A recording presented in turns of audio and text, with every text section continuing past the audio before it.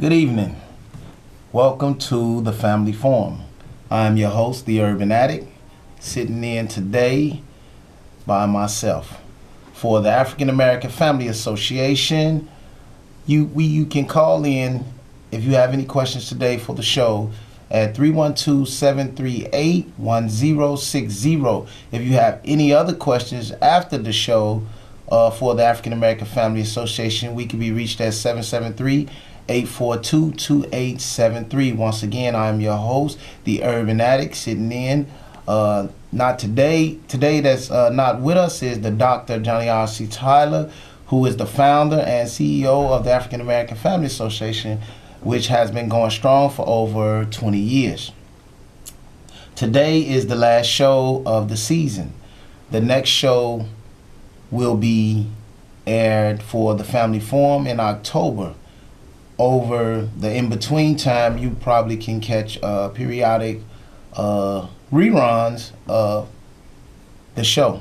But today is amazing because, you know, it's just a time to like vent about a whole bunch of things that's been taking place. But first, I would like to just send my prayers out to that young lady who lost her life on the air over what we want to call just a jealous or a rage boyfriend. But, you know, just prayers go out to her family and just pray that they can get through all that has happened. So, the first thing I want to talk about is brothers that are incarcerated, and let's just say they've been convicted of a case and now they get their case overturned. So the appellate courts and the three-judge panel has overturned their case and took their name out of the system as a convicted felon, and they sent them back to the county jail. Instead of releasing these guys, the state are being given the opportunity to try them again. So until the state decides what they want to do with this person, they are holding this person in jail. They are still holding this person incarcerated even after the appellate panel has dismissed the case. There's a problem in our legislation. There's a problem in our laws. There's a problem in our Constitution. There's a problem somewhere that's allowing mishandling of the justice system. So that was one thing. The other thing I want to talk about is, and this is definitely not a subject that I shy away from. I want to talk about gay. People that are gay and people that are not gay. It's just an issue that needs to be addressed. Today, our cartoons are glorifying gay activity. Today, you can say the N word on TV, but you can't say fag on TV. So we have discrepancies that are being put in place now for the gay community. And what we are really having with the gay community and outside the gay community, we got people that are afraid to say that they're not gay or that they don't have gay friends. You know what I'm saying? So what's happening is we have a total turn of society today, and we are glorifying someone else's bedroom preferences. I don't care to know what you do behind closed doors. That's what I don't care. But you as a person, you're beautiful. You as a person and a character and everything, all of that, that's a different thing. But we are not giving our children the proper security we gave them with television. Now it's like you just can't watch TV because a commercial shows gay activity. And third, but definitely not least, brothers that think that they cannot get a job that has been convicted. This is just not just for the black community. This is just for the brothers that are coming home and don't think that they can get a job. I would like to let them know that I spoke with a young activist yesterday named Jedi, and the brother has been to jail several times, and I asked him, could I speak about him? And he said, yeah. This guy has had 5 jobs. Each one of his jobs are over $15, and he leaves his job because it's not conducive or it's going with what's going on with his home. So he has to make sure that he's able to do his home duties as a man and be able to keep his job. But right now he's working and he's making over $17 an hour. So I want to just encourage guys that are going to jail and coming home that the streets is definitely not the answer or definitely not the only option for you. There are other ways for you to get money, and there are jobs and there are people that are hiring. So once again, I'm your host, The Urban Addict, for the African American Family Association. You can call in at 312-738-1060. Initially, I did not want to take calls. I just wanted to kind of just let the air flow, because it's just a lot of things that be going on, and we can't cover everything in one show.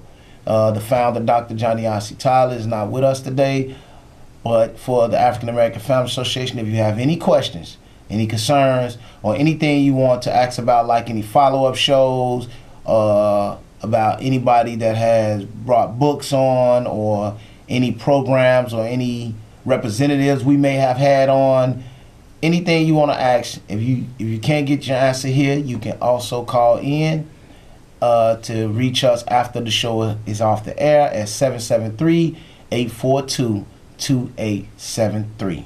The African American Family Association has been going strong, and it continues to go strong. It continues to reach out. Okay, now, this is one thing that is dear to me. I normally see people on the side of the road, and they be asking for change. Them people, just me personally, I don't feel the inside of me don't feel like I should just be giving them money. So if you got a pack of M&Ms in your hand, you got a fruit, you got an old bag of peanuts, I don't care what it is, you know what I'm saying? Just try to sell it to me. It shows an initiative to try to hustle and make some money than standing on the side of the road just begging for money. I know one guy that does it. I talked to him, and he told me he makes $200 a day. $200 a day. I said, so what do you do with the $200 a day? He said, I drink and I do drugs. So here it is. We are supporting one guy's habit. I can't speak for everybody. Somebody might be paying a light bill. Somebody might be doing whatever. But for the guys that are doing it and hustling on the side of the road, put something in your hand. Sell some socks, some T-shirts, earmuffs. I don't care what you sell, but put something in your hand, and make some money. Bottled water costs $2.49 for 24 bottles. You can put a bag of ice and a bottle of water in there and sell them for $1, and that's a nice hustle. I like to see guys that take the initiative and try to do something about it. It's just real humbling to see somebody work for something. Right now, we have a caller. Once again, I didn't want to accept no calls. Good evening. How you doing? How's it going? My name is Joe. Hi.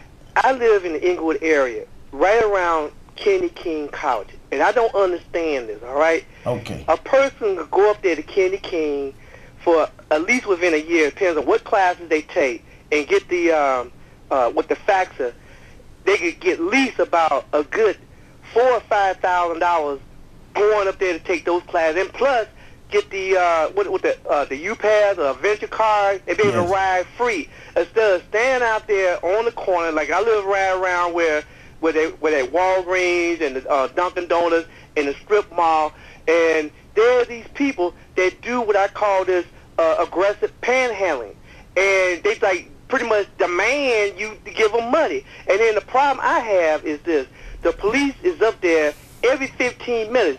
But you know what? It's a different how they enforce the law on this side of town compared to the other side of town.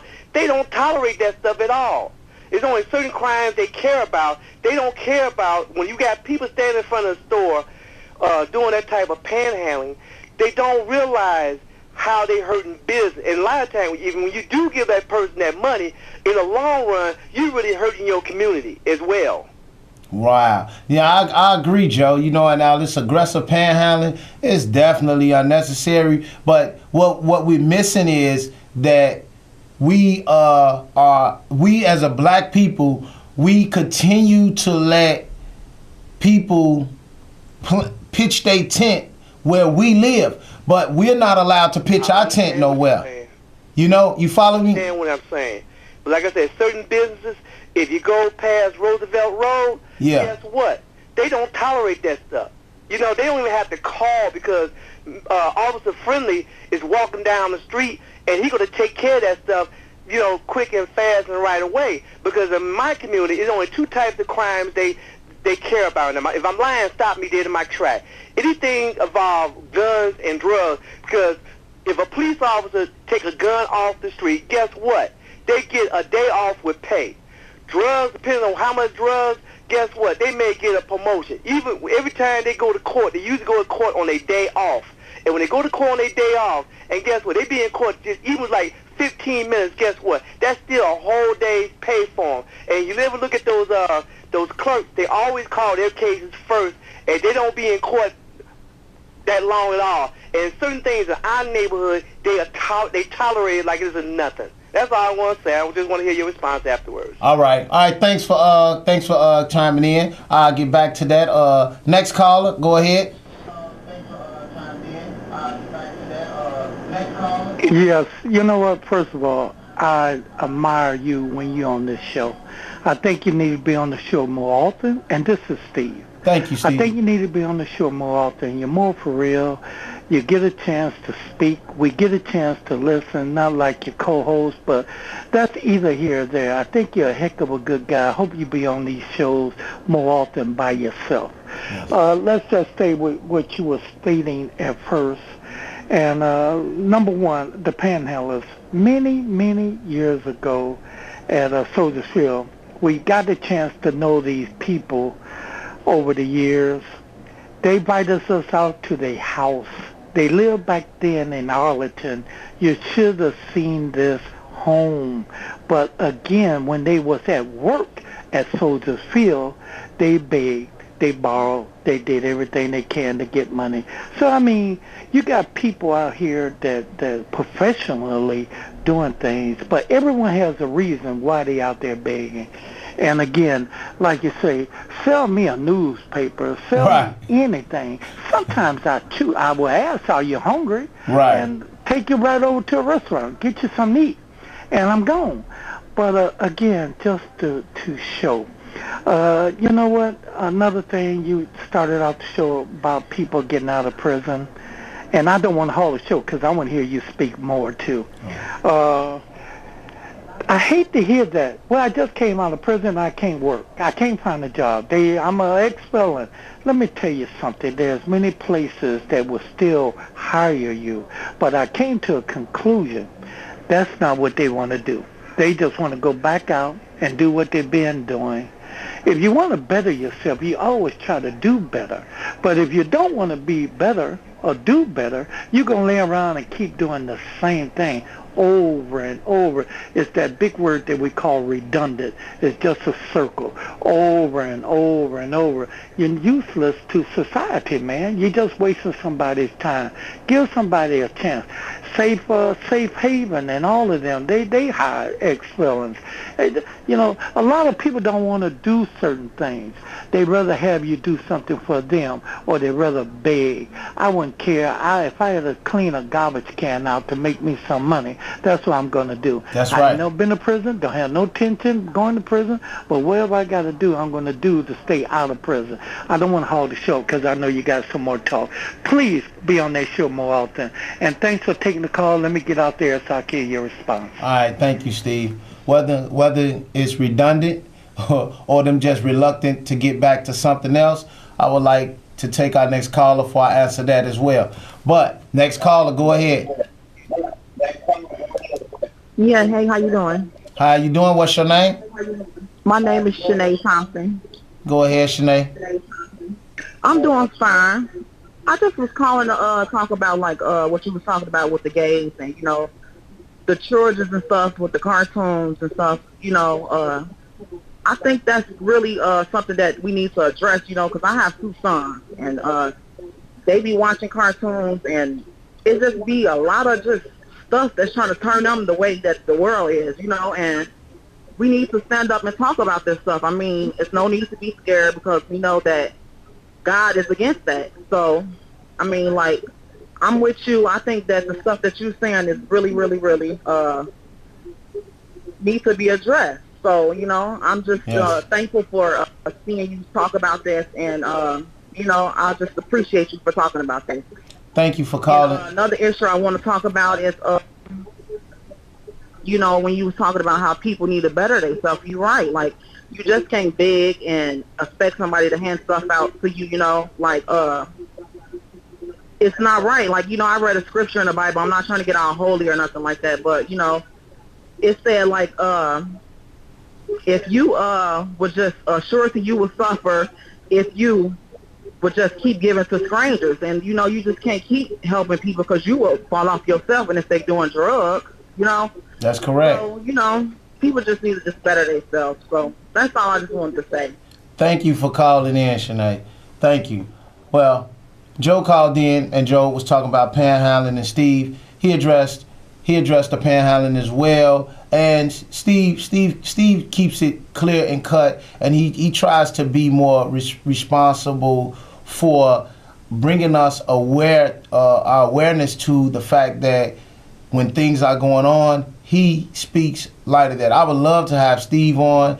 I would love to have Joe on. These guys that comes along all the time, and Shanae, who is not just afraid to address like the things that are being done. It's like you already, you know, don't have your kids, whether you know it or not. You really have your kids less than 8 hours a day. You know, if that, you know, you figure you send them off to school from 8 to 3. You know, they get home, they probably do their chores, then they outside from probably 5 to 9. When they come in, then, you know, you got them for about 4 hours or 3 hours. You know, whatever it is, put them to bed. Some of us don't see our kids. Some of us only have them for 2 hours. You know, I just would like to say, you know, the 2 hours that we have, we fighting against the elements and the elements of the environment, the elements of society and how it has twisted. We are continued trying to show our kids one way, but then when they see it on TV, they think it's the proper way to do things when it's not. They're not being given we're not being given the proper censorship that should be allocated for youth under 7 or children under 17. We are fighting against a broken society. Like I said before, whether they're redundant or reluctant to get back to the street, guys that are getting out of jail is just an excuse when you say I can't find a job. It's just you don't want a job, you want to do something else, and you want to get that quick dollar. That's all you want to do. It's just plain and simple. That's all you want to do. You want to get back to the street. You don't care about your family. You don't care about people that have sent you money or has taken care of you over time and took their last dime just to send it to you in there. And for all you panhandlers, you know, if you get away with it, you know, that's to you. But like I said, like Steve said, sell me a newspaper, sell me a bottle of water. Hey, I don't even care. Give me 10 cans. I could take them and turn them in for you and give you some exchange for them. But at least take initiative to try to sell something or make some money. We have another caller. Caller, go ahead. This is Joe again. I just had to make this comment. A lot of times, I know some people may not have internet in their home in terms of seeking work, but there's organizations out here in the community where you can have access to the internet or just go to the library. But the problem is, one of the problems is you got people out here that's not so familiar with the internet or don't want to go on the internet, maybe because they don't have a certain skill set. But it's not that hard because they do have in the community people that will give you assistance to show you how you can do it. And then when they do have certain types of programs in the community that help people in terms of their work search, I was at one of them today, even though I don't need it. Know how many people showed up? How many? I was the only one. Wow. And when you look in situations like that, when you do have places that do have those sort of like workshop or seminars, and people do not take advantage of those situations, guess what? We talking about money. We talking about budget. They say, you know what? Since we can't get people to come out here, to come to these workshops to help them, to assist them, we don't need it then, since we don't have no one showing up. Hey, Joe, it's so many. You were saying something? Yeah, I got a question for you, Joe. How did they advertise their workshop? flyers, word of mouth. People come in. I'm not going to make a blanket statement. People say, I need a job. All right, I need to find something. But yet, in terms of their work search, they're not willing to come to these workshops. And it seems like, I don't know whether they're afraid in terms of going on the internet. I mean, there's a lot of things you got to deal with in terms of looking for work. It's no more of those days where you call up the HR department or human resource department to find out what the status of your application is. All that stuff now is online. And you got to be able to understand how to go on those websites and set you up a password, account where you can communicate with them. So those days of picking up the telephone and calling companies, it's over with. But still, if you don't have internet in your home, there is places out here that can help you. As a fallback, there is always the library. And even at the library, they have what you call cyber navigators.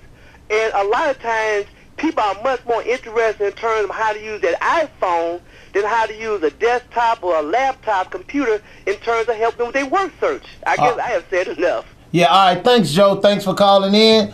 And we have reached the point to where I can speak about all our callers and I can speak about what has been going on. So here we have panhandlers, we have the gay community, we have brothers getting out of jail, we have police brutality, we have violence on the L, off the L, we have terrorists, whatever you want to call it, but don't call it hell. This is what I'm trying to say to you. We are living in a society and a times of perilous times. I don't know what your faith base is or your religion is, but whatever you believe in, latch on to it. Whether you are a panhandler, whether you belong to the gay community, whether you are ex-convict, whatever you are, or a Christian, my thing to you is to live, to love, and to show respect. That's the most important thing. Respect other people's space, respect other people's privacy. Don't try to invade in it. I don't try to invade in it, but what I ask you to do is not try to invade in mine. Don't come into my house and try to teach me how to raise mine. This has been a wonderful show. Once again, I am your host, the Urban Addict for the African American Family Association. This is the Family Forum, and the founder is the Dr. Johnny R.C. Tyler. You can call in, 312-738-1060. If you have any questions after the show, we can be reached at 773-842-2873.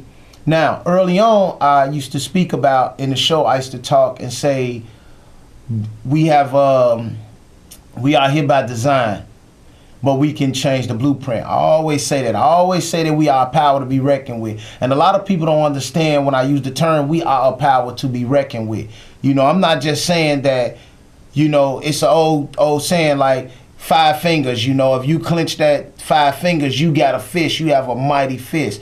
You know what I'm saying? And you just think about the terms of when you grabbing something. You have to squeeze and you have to use all them digits to create that strength. You know, if we come together as that fist, we are a power to be reckoned with.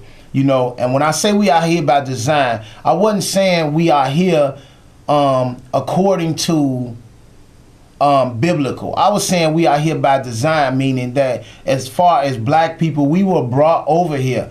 So that's what I mean by we are here by design. And when I say that we can change the blueprint, we can change what people expect of us. We can change what people have laid out for us. If you haven't noticed, other countries can come over here and receive tax breaks that we don't even have. Do we really have affirmative action? You know what I'm saying? Do we really have public aid? We got to go through so much red tape just to get some money for that, you know? So what do we really have? We have nothing. Everybody are pitching their tents where we stay. We can't even go in their community without the police getting called and escorting us out. That's just life. So I just want to be real with y'all. This has been real for me. It has been fun. I would like to thank the CAN TV staff. I would like to thank my phone tech and producer, Jaleesa Olive. You know what I'm saying? Plenty much love to her, man. She was there the whole time, and just like to just show her some support too. As I say before, we are a power to be reckoned with. We are here by design, but we can change the blueprint. I love y'all. See y'all next time. at a better time.